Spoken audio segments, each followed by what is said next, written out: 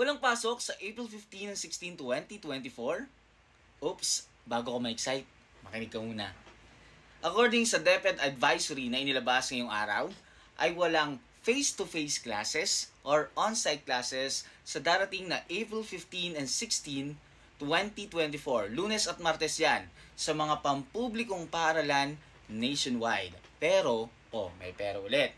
Magkakaroon ng asynchronous classes or distance learning sa mga nasabing araw.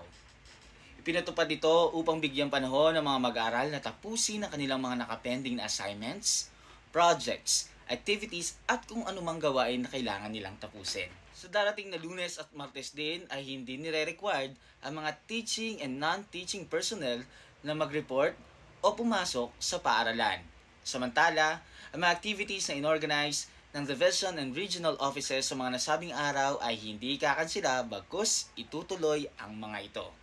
Kaya ang tanong ko, anong activities ang matatapos mo sa darating na Lunes at Martes? Bye-bye!